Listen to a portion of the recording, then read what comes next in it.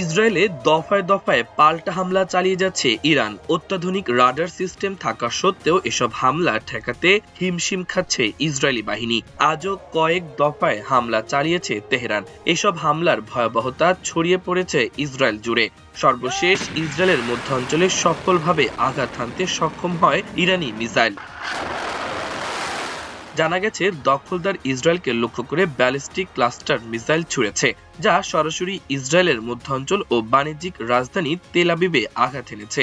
আজ ছোড়া এ মিসাইলের বোমা সরাসরি বেনি ব্রাকের একটি বাড়িতে আছড়ে পড়ে। এতে অন্তত ৩ জন আহত হয়েছেন। হিব্রু ভাষার সংবাদ মাধ্যম চ্যানেল 12 জানিয়েছে, ইরান থেকে মিসাইল ছোড়ার পর মধ্যাঞ্চলে বিকট বিস্ফোরণের শব্দ শোনা যায়। এছাড়া মিসাইল কয়েক জায়গায় আঘাত এনেছে বলে খবর পাওয়া গেছে। এরপর সেখানে ছুটে যান উদ্ধারকারীরা। হামলার পর তাৎক্ষণিকভাবে ক্ষয়ক্ষতির পরিমাণ জানা যায়নি। এদিকে ইরান থেকে নতুন করে ক্ষেপণাস্ত্র নিক্ষেপ করা হয়েছে ইসরায়েলের উত্তর ও দক্ষিণাঞ্চলে। ইসরায়েলি গণমাধ্যমের তথ্য অনুযায়ী সাম্প্রতিক হামলাটি কেন্দ্রীয় ইসরায়েলে আঘাত হানার কয়েক মুহূর্ত পরই আসে। ইতোমধ্যে বেশ কয়েকজন হতাহতের ঘটনা ঘটেছে বলে জানা গেছে। এর ফলে দেশটির বিভিন্ন অঞ্চলে আবারও সাইরেন বেজে ওঠে এবং জনগণকে নিরাপদ আশ্রয়ে যাওয়ার নির্দেশ দেওয়া হয়েছে। ইসরায়েলের উত্তরাঞ্চলে একটি ড্রোন অনুপ্রবেশের ঘটনায় সতর্কতা জারি করা হয়েছে এবং বিভিন্ন এলাকায় সাইরেন বেজে উঠেছে।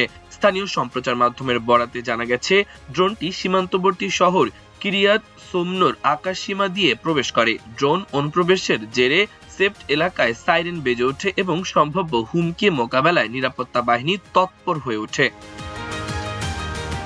আল জাজিরার এক প্রতিবেদনে বলা হয়েছে, ইসরায়েলের কেন্দ্রীয় অঞ্চলে ইরানের ক্ষেপণাস্ত্র হামলার পর অন্তত 4টি স্থানে আঘাতের ঘটনা ঘটেছে বলে জানিয়েছে স্থানীয় গণমাধ্যম।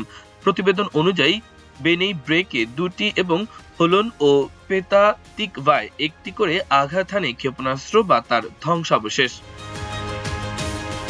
বেনেই ব্রেকে একটি বহুতল ভবনের ওপরের তলায় ক্ষতি হয়েছে, আর হোলন ও পেতাহ তিকভায় খোলা এলাকায় আগুন ছড়িয়ে পড়ার খবর পাওয়া গেছে।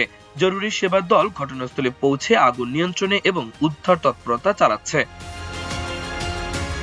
অন্যদিকে ইরানের ইস্পাহান প্রদেশের মোবারাকা ইস্পাত কারখানার পর এবার বুরুজেন শহরের সেফিদাস্ত ইস্পাহাত কমপ্লেক্সও হামলার ঘটনা ঘটেছে। বুধবার ইরানের আধা সরকারি সংবাদ সংস্থা ফার্স নিউজ এই তথ্য নিশ্চিত করেছে। প্রতিবেদনে বলা হয়েছে, ইস্পাহান শহর থেকে প্রায় 110 কিলোমিটার দক্ষিণ পশ্চিমে অবস্থিত এই বিশাল শিল্প কমপ্লেক্সে হামলা চালানো হয়। তবে এই হামলায় কি পরিমাণ ক্ষয়ক্ষতি হয়েছে বা কেউ হতাহত হয়েছে কিনা সে বিষয়ে তাৎক্ষণিকভাবে বিস্তারিত কিছু জানা যায়নি।